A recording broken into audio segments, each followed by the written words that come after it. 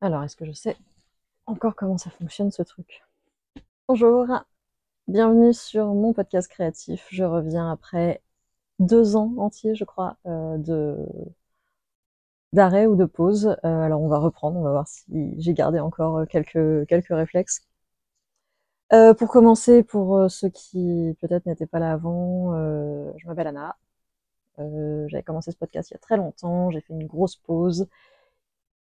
Et ces derniers mois, j'ai eu envie de reprendre. Je vais reprendre d'une façon un petit peu plus différente, parce que comme vous le voyez peut-être, je ne suis plus chez moi, parce que de toute façon, le chez moi qu'il y avait sur les derniers épisodes n'est plus, puisque j'ai déménagé de toute façon. Mais je suis dans mon atelier.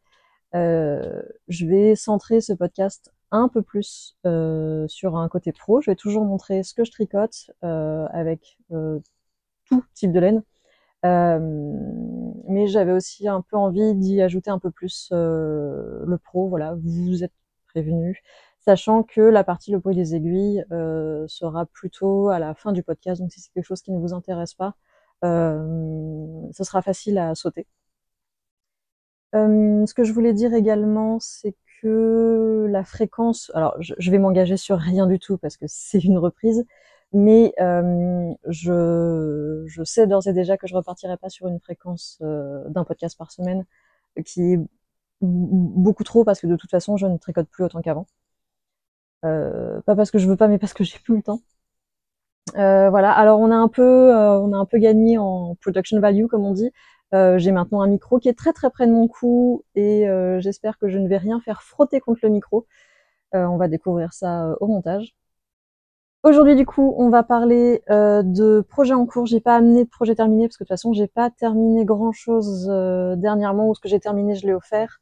Donc on va parler de 4 projets terminés, on va parler de futurs projets, c'est l'occasion un petit peu pour ce retour de podcast de se reprojeter dans le futur. Donc j'aurai 3 futurs projets, très optimistes. Et ensuite on parlera un petit peu du coup du bruit des aiguilles. Mais pour commencer, ce que je porte le No Frill Sweater de Petite Knit que j'ai tricoté, toutes mes notes sont ici, donc c'est pour ça que je regarde là-bas. Que j'ai tricoté avec le mohair et soie de Tricot et Stitch, le coloris Wintering, et donc je l'ai mis avec un Merino Mesh non teint du bruit des aiguilles. Et j'adore parce que du coup c'était un mohair qui était très vif, comme peut l'être une couleur sur du mohair. C'est toujours un petit peu atténué, mais ça restait quand même voilà des roses très vifs, etc. Et qui est maintenant complètement atténué avec le fil de non-teint. J'adore mélanger les deux comme ça. Au niveau du fit du No Frills, je sais plus exactement quelle taille j'avais fait, mais je sais que j'en avais fait un ancien qui avait mal vieilli à la machine et que j'ai fait celui-ci, je pense, un peu plus grand et surtout un peu plus long parce que l'autre était très court. Voilà. Je pense que la seule modification que j'ai fait, c'est que j'ai fait une double encolure, donc j'ai tricoté 2 fois la longueur préconisée et ensuite j'ai replié. Comment j'ai fait? Je pense que j'ai fait un montage normal, enfin un montage un peu élastique, et j'ai tricoté donc le double de la longueur de la bande d'encolure. Et une fois que j'étais prête à commencer le corps, j'ai replié et je suis venue tricoter ensemble en reprenant les mailles de mon montage un à un. C'est un peu relou à faire, mais j'aime beaucoup le rendu. Pour ce qui est de mes projets en cours, je commence avec le gros projet du moment qui est je me suis arrêtée en plein rang. Je suis une abrutie. J'ai fait ça hier soir. Donc mon gros projet du moment, c'est le What the Fade, qui est un châle de Andrea Maori, qui est un châle avec, alors ça va être très pratique pour vous montrer, ça se voit que j'ai perdu mes réflexes de podcasteuse, euh, qui est un châle en triangle avec donc une partie en brioche et ensuite une partie en point mousse.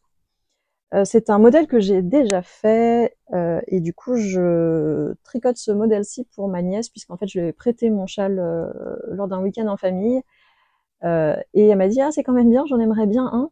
Ah oui, t'aimerais comment? Bah comme le tien. Ok, génial. Parce que c'est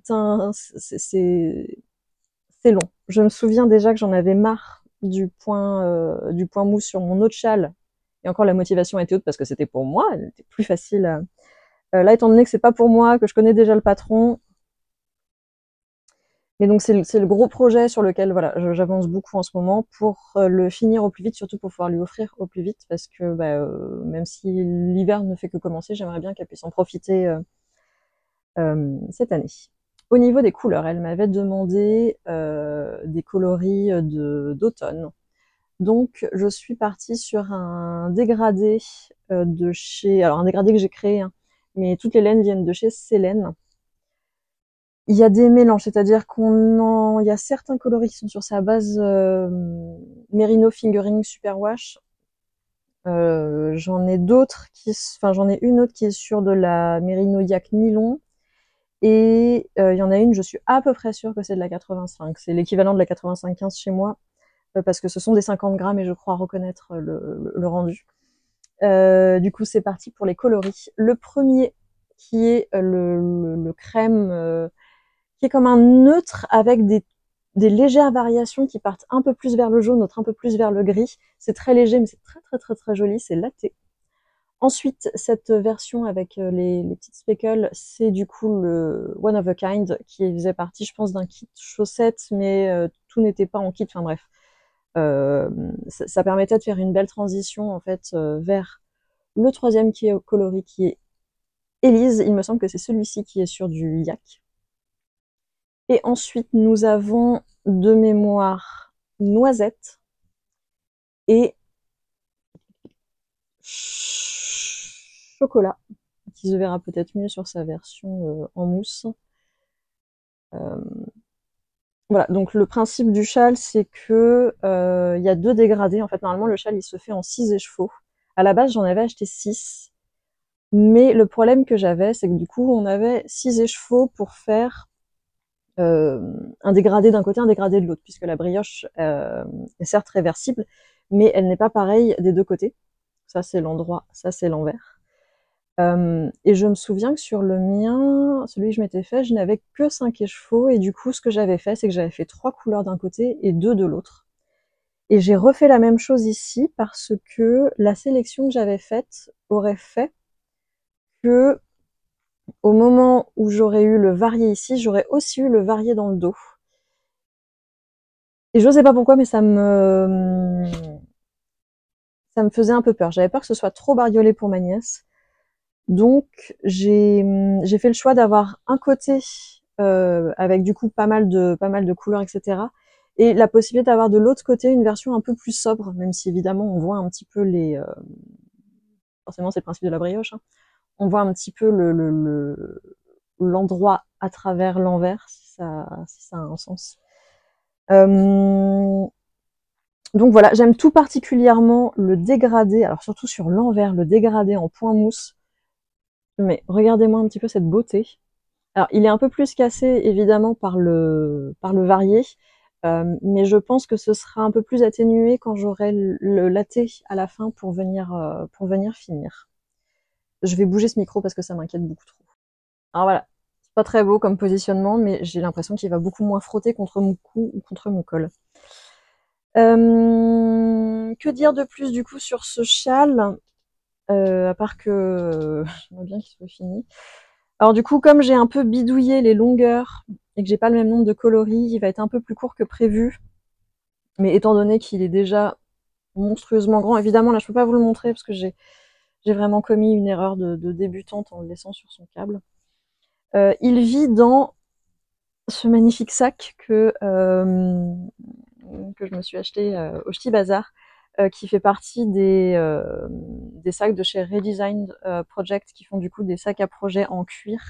Et alors celui-ci, je l'adore parce qu'en fait, il s'ouvre, comme vous pouvez le voir. Il tient vraiment à plat et il fait comme un... Enfin, moi, voilà, j'ai bobiné mes petites choses à la main parce que chez moi, j'ai pas de bobinoir. J'ai un dévidoir, mais j'ai pas de bobinoir. Et comme je l'ai commencé, il me semble, pendant mes vacances de Noël, j'avais pas bobiné les trucs à l'atelier, enfin bref.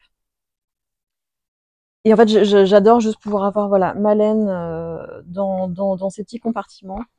En fait, il est tout le temps ouvert sur le canapé et comme il a 2 zones, je peux avoir 2 projets avec moi et ça me permet en fait de ranger tout le bazar au même endroit. Et comme il y a plein de petites poches, ben, j'ai tout ce dont j'ai besoin. Par exemple, j'ai les lèvres un peu sèches, c'est pas grave, j'ai un baume à lèvres. je sais pas, moi j'ai besoin de mesurer un truc, c'est pas grave, j'ai mon mètre. J'ai besoin de couper, normalement j'ai des ciseaux quelque part que là ah si, ils sont là.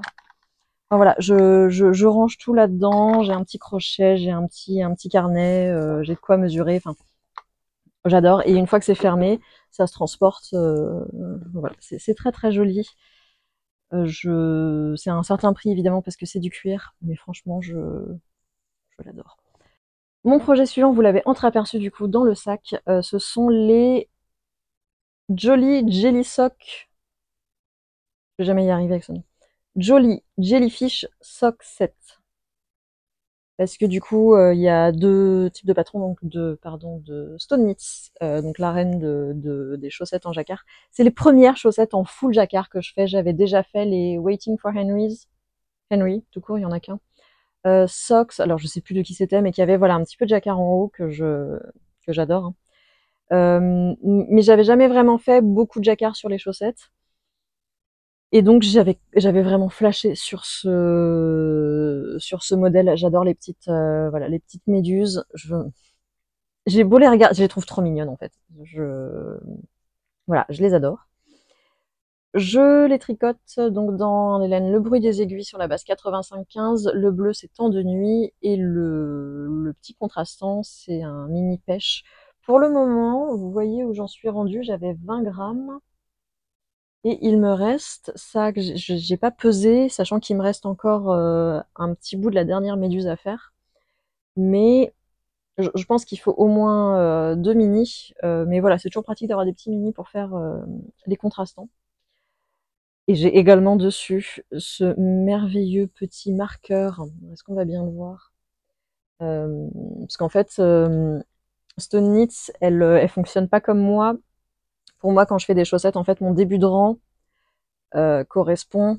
Enfin, quand j'ai ça va pas être facile à expliquer. Mais en gros, quand j'ai le début de rang à ma droite, je considère que ça c'est le devant de ma chaussette, alors que elle c'est l'inverse. Et du coup, je me suis dit qu'il fallait vraiment que je note bien où était mon début de rang, sinon j'allais me perdre. Et donc, ce que je disais, j'ai perdu l'habitude, hein, je vous dis. Ce que je disais, c'est que ce merveilleux petit marqueur de Ars Mirabilia, qui était un marqueur qu'elle m'avait envoyé lors de notre collaboration pour sa box Aventure. Et donc elle avait repris en fait les rayures j'espère que ça va être à peu près net, si je le mets devant mon visage peut-être. Elle avait repris en fait les rayures de l'autorayon que j'avais fait pour sa box. Et elle les avait mis voilà sur les petits marqueurs et c'est absolument j'adore ce que fait Diane.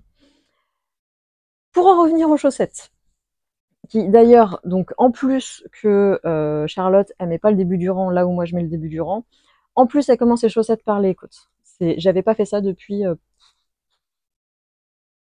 peut-être pour les Waiting for Henry, en vrai. Parce que moi, je tricote toujours par la pointe.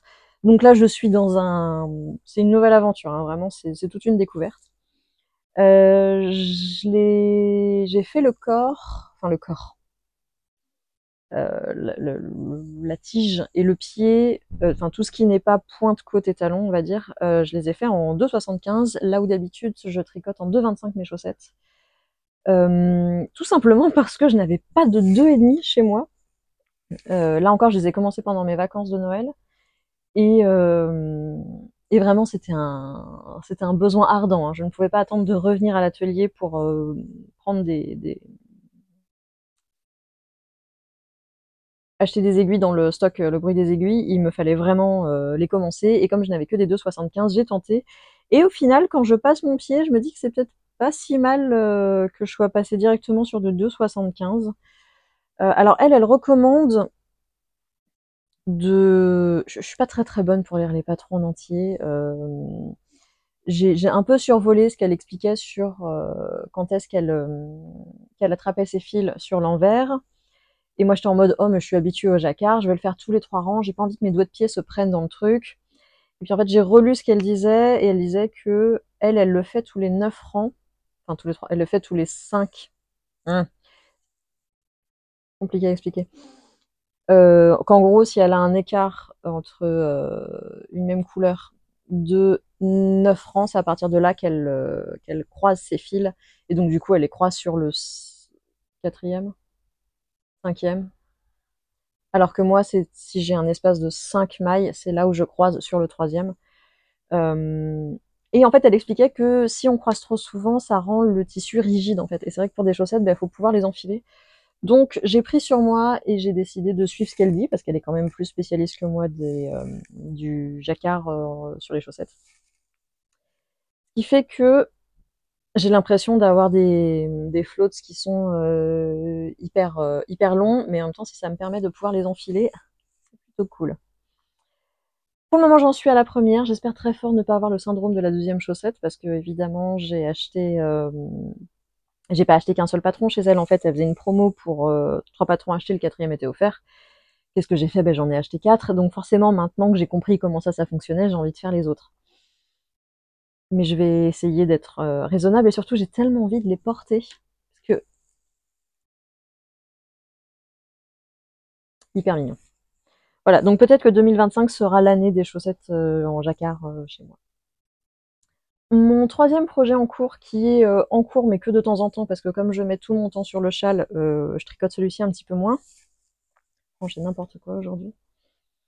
Il s'agit du gilet Kerry de Marie-Amélie Designs, qui est normalement un gilet donc ouvert, normalement qui a une texture en fait un petit peu en petit triangle ici, et que moi je fais en jersey tout simple. Il me semble que ce patron est désormais gratuit. C'est un patron que j'avais déjà fait dans mon coloris cabernet et que j'avais adoré, et que donc je refais dans des laines les petits points parisiens. C'est leur, j'ai pris des notes pour une raison, single fingering et mohair soie, et le coloris c'est toffee. Alors pour le moment, je l'ai lancé un peu n'importe comment ce projet, c'est-à-dire que j'ai fait un bout enfin voilà, je l'ai commencé normalement, j'ai fait un bout du corps, après j'ai fait une manche, puis je continue le corps, et je suis en train de me dire, peut-être qu'une fois que j'aurai fini un de mes 2 écheveaux, j'attaquerai les autres manches, parce que autant ces manches en côte de 2, c'est très très joli une fois portées, autant à tricoter c'est très très chiant. J'en ai fait une partie sur des 30 cm coudés, puis au bout d'un moment j'avais plus assez de mailles pour être sur des 30 cm, donc je suis passée sur des 23, j'imagine. J'ai acheté un petit kit, le petit kit bleu, je crois, à Chiaigou. Il me semble que c'est 23 cm au total. Et comme les tailles d'aiguilles sont pas les mêmes, je sais jamais. Enfin bref. Et faire des côtes là-dessus, c'est pas la joie, mais c'est toujours mieux que du Magic Loop, je trouve, pour les manches. Voilà. J'ai très hâte de le terminer, parce que c'est vraiment une couleur que j'aime beaucoup et que j'ai assez peu, alors que j'ai pas du tout en gilet. Et même en pull, j'ai pas cette espèce de caramel, caramel un peu brûlé presque. Voilà, j'aime beaucoup. J'espère que la luminosité est pas trop mal, sachant que j'ai la luminosité artificielle au-dessus de moi et j'ai des fenêtres des 2 côtés. Normalement, on devrait être pas trop mal. Donc comme je disais, ce projet pour le moment, j'en fais de temps en temps un rang quand j'en ai marre du reste, mais c'est vrai que pour le moment, il bouge plus beaucoup, parce que je veux vraiment finir ce que j'ai à finir. Et pour mon dernier projet en cours, il s'agit d'une paire de chaussettes. Clairement, vu la taille, elle n'est pas pour moi. C'est une paire de chaussettes pour mon mec. Donc il s'agit des laines, il s'agit d'un coloris Le Bruit des Aiguilles. Le coloris c'est Happiness Only Real When Shared, parce que j'aime bien les noms à rallonge. Toujours sur la base 85-15, parce que c'est la base qu'il aime bien. Avec un contrastant, pardon, avec un contrastant bleu foncé, que j'ai pas fait sur la pointe, et c'est ça que j'étais en train de me dire, pourquoi je l'ai pas fait sur la pointe. Je sais pas, à croire que j'avais pas envie. Donc j'ai terminé la première, et la deuxième, il me reste peut-être une rayure avant d'attaquer le talon. Donc je fais toujours pour homme, je fais toujours des chaussettes avec un talon renforcé à gousset. Moi je pars sur une baille de 72 mailles.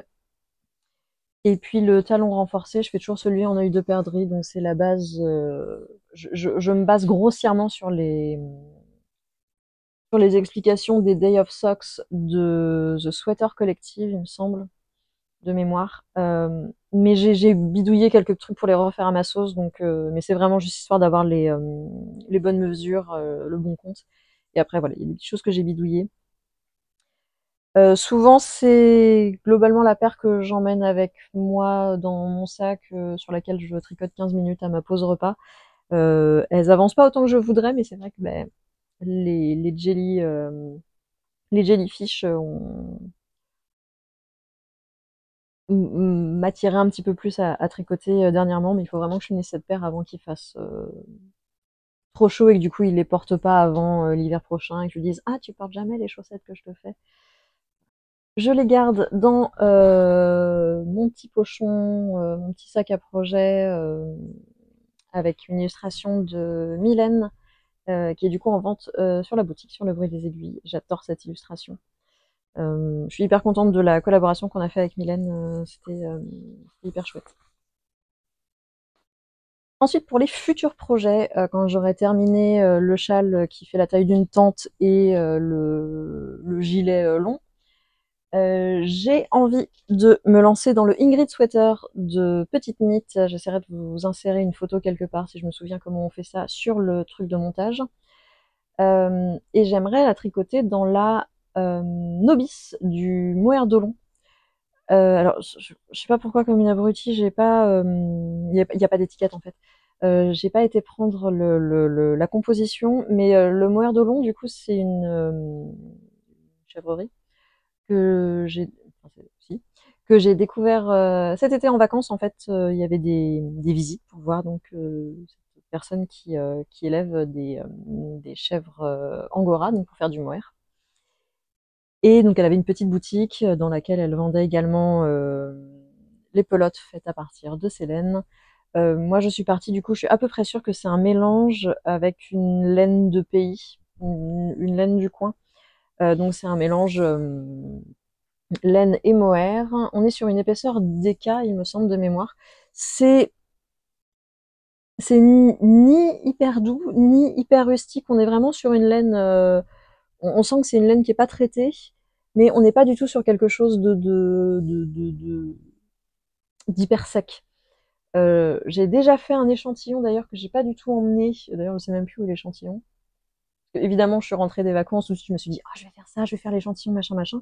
Et après, je me suis rappelé de la montagne de trucs que j'avais à terminer avant. Et donc, je l'ai pas lancé, évidemment. J'ai pas précisé, mais du coup, c'est du non-teint. Elle ne vend que le non-teint et c'est disponible. Elle a une boutique en ligne. La laine est disponible. Vraiment très très agréable et j'ai très hâte de lancer le Ingrid Sweater qui du coup est un pull avec plein de textures. Donc en fait, il a des rayures de texture presque. J'imagine que c'est un pull sur lequel on se lasse pas parce que du coup, une fois qu'on a fait une répétition du motif, presque on change à un autre motif. Donc j'ai bon espoir que ce soit un projet engageant, même si j'ai cru comprendre que il n'y avait pas vraiment d'explication pour les diminutions au niveau des manches. Chose qui m'énerve un peu quand on te laisse un peu te dire, ben voilà, débrouille-toi pour faire les diminutions pour que ce soit joli, surtout quand on a un motif. Euh, on verra comment je m'en sors si j'arrive à bidouiller ça pour que ce soit joli. Le futur projet suivant, il s'agit du pull Coraline de Maddy Harvey que je vais tricoter dans ce magnifique bleu. Alors il s'agit de la Devonia DK de John Arbonne Textile et le coloris c'est Midnight Glade. Midnight Glade. Alors au niveau de la composition, c'est 50% Exmoor Blueface. J'espère que ça se dit Exmoor. 30% Blueface Leicester et 20% Luster Breeds. Autant vous dire qu'à part le Blueface Leicester, je sais pas trop à quoi ça correspond, mais c'est en vrai, à la caméra, je trouve que ça ressort pas énormément, mais en vrai, c'est hyper lumineux. En fait, j'aurais presque pu dire qu'il y avait de la soie dedans, mais pas du tout. C'est un très très beau bleu. Et c'est un modèle que j'avais vu sur Muriel de la boîte à moutons au moment de Bière Hélène. Elle le portait. Donc dans ce même film, mais un coloris différent. C'était un bleu pâle qui était hyper joli sur elle. Et vraiment, je l'ai vu. Je suis tombée amoureuse du pull et du coup, j'ai pris une quantité pull lors de Bière Hélène pour le faire. Et c'était en septembre et voilà, je m'y suis toujours pas mise. Et enfin, pour terminer, mon dernier futur projet qui pour le moment est bien, enfin, dans les projets qui sont bien définis, parce qu'après j'ai plein d'autres idées évidemment, Je vais faire refaire un 13 KO de Elong avec Anna, la version pull, parce qu'il me semble qu'il y a une version gilet aussi. Mais je suis à peu près sûre que moi, le patron que j'ai, c'est un pull. Je ne sais pas s'il y a les deux dessus. Bref, cette information n'est pas intéressante. Et je vais le faire avec un peu même principe que celui-ci, c'est-à-dire avec un fil de mohair hyper fun. Il s'agit du coup d'un mohair d'un écheveau de chez Trelise. C'est sa base Poséidon, donc c'est sa base mohair soie. Le coloris c'est Captain of her Heart. J'en ai deux, et en fait il en restait plus que deux. Et je me suis dit qu'il fallait que je fasse un pull un peu crop du coup, parce que j'étais pas sûre d'avoir assez de deux écheveaux pour faire quelque chose de long. Et ce que je vais faire, c'est que je vais le doubler avec une fingering noire, probablement industrielle pour vraiment avoir un beau noir. Et mon but, c'est que ça fasse un effet pétrole avec voilà ce mohair avec ses touches de couleur. J'ai extrêmement hâte de le commencer, mais étant donné qu'il faut que je rachète de la laine pour le faire, sachant que c'est ça que j'ai oublié de vous dire au début, n'importe quoi. J'ai pris une grande décision pour 2025. Je vais pas me présenter à la présidentielle. Je vais commencer J'arrive un an en retard en fait. Mais l'année dernière, il y avait eu un challenge 2024 grammes où il fallait tricoter, enfin, il fallait avoir moins de 2024 grammes dans son stash par rapport début 2024. Donc moi, je vais le faire pour 2025, donc je rajoute 1 gramme. Et en gros, le but, c'est de tricoter mon stash parce que à force de faire des festivals, je ramène souvent de la laine que j'achète un peu enfin pas sans projet en tête, mais voilà, un peu de façon impulsive. Et là, il commence à y en avoir trop et ça me travaille. Donc du coup, j'ai décidé que voilà, j'allais me mettre en tête de tricoter de la laine. Mais du coup, si là, je dois acheter de la laine pour faire le projet, ben c'est un peu vous comprenez mon embarras. Mais j'ai tellement hâte de tricoter cette merveilleuse couleur. Trop belle, trop trop belle. C'est bien, j'avais fait des notes, mais là j'ai l'impression que je vous ai raconté tout dans le désordre. C'est pas grave. Voilà pour ce qui est du coup du tricot. Si on passe un petit peu plus à la partie du bruit des aiguilles, qu'est-ce qui se passe ce mois-ci? Ce mois-ci pour le Club Mystère, je me suis inspirée du film 3000 ans à t'attendre. Si vous ne connaissez pas le concept du Club Mystère, tous les mois je prends un instantané en fait d'une scène d'un film et j'en tire une palette de couleurs à partir de laquelle je vais teindre un coloris autorayant et un coloris varié, ainsi qu'un mini pour aller avec. C'est un système de précommande en fait, donc là par exemple pendant le mois de janvier, vous pouvez précommander le coloris de février qui arrivera du coup chez vous début février. Pour février, du coup, j'ai pris 3000 ans à t'attendre. Je vais vous insérer de toute façon une image hein, de la palette de couleurs. Pour le moment, j'ai teint la partie autorayant, parce que je commence d'abord par teindre l'autorayant pour bien valider les recettes des couleurs, et ensuite je me lance sur le varié. Et alors en écheveau, c'est trop beau. Je suis hyper contente du résultat ce mois-ci, et j'ai hyper hâte de les voir tricoter sur vos aiguilles. Au niveau des nouveautés sur la boutique ce mois-ci, enfin je vais reculer un petit peu, comme ça j'en ai deux à vous présenter. Il y a le coloris Jaws qui est arrivé le mois dernier sur la boutique, qui est un coloris que je trouve assez unisexe avec du coup différentes variations de bleu et cette espèce de orange-rouge que, que j'adore, qui était du coup un ancien club mystère qui est inspiré du coup du film Les Dents de la Mer, donc Jaws. J'ai préféré reprendre le nom anglais pour ce nouveau coloris et qui du coup s'associe bien avec les petits mini, par exemple avec le bleu foncé. Voilà, qui est un combo que j'aime beaucoup. Et le deuxième coloris qui est sorti là en début de mois, en février, c'est En Fleurs, qui était également un club mystère qui était inspiré du film Close qui se passait. Il me semble que le film se passe en Belgique. Mais qu'en tout cas, un des parents du protagoniste, enfin les parents d'un des protagonistes tient Comment ça s'appelle? Parce que tenir un champ de fleurs, c'est pas un travail. Horticulteur? Mais horticulteur pour les... C'est bien, j'ai été fleuriste, mais je sais pas vous donner... Oui, si. Je sais pas pourquoi, mais j'ai l'impression qu'horticulteur, on est plus sur des arbres et compagnie, mais... Bref. Tout ça pour dire que, voilà, un coloris un peu plus printanier en janvier, ça fait du bien, un petit peu de couleur. Voilà ce qui est disponible en nouveauté sur la boutique. Et puis, ça tient, yes. Et puis, également, en ce moment, je fais une promotion pour vider les stocks en fait de mes bases à chaussettes que je discontinue, puisque je restreins en fait les compositions de laine que je propose sur l'autorayant parce que ça devenait hyper compliqué à gérer. Donc je suis passée d'une dizaine de bases à 3, beaucoup plus simple à gérer. Et donc du coup, je fais des promotions pour vider en fait les anciennes bases. Donc en janvier et jusqu'à épuisement des stocks, et en fait la réduction va augmenter au fur et à mesure des mois. En janvier, il y a moins 15% sur les bases discontinuées. Donc ces bases, ce sont la High Twist, la MCN, la Merino Alpaga Nylon, la Decasoc, la BFL Bambou, la BFL Tweed, les deux bases non superwash que j'avais proposées pendant un moment, qui sont la Highland non superwash et la Merino non superwash, ainsi que la Yaksoc. J'ai l'impression que j'en oublie une, mais et donc par exemple, bah, ça veut dire que par exemple, je prends au hasard, hein, mais que la photo météore sur la base Tweedie, elle est à moins 15%. Si j'ai le courage, je vous ferai les calculs et je vous les mettrai en bas, parce que là, je peux pas vous faire moins 15% de 31 €. Là, comme ça, sur le vif, j'y arrive pas, mais ça veut dire également que, par exemple, la High Twist sur Starzolo, elle est également en promo.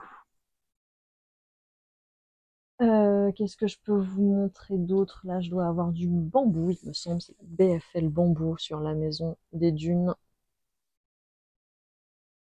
Alors, j'arrête pas ces bases parce que je ne les aime pas, hein. Moi, voilà, c'était des bases que j'appréciais beaucoup. Ça me plaisait de proposer une large quantité.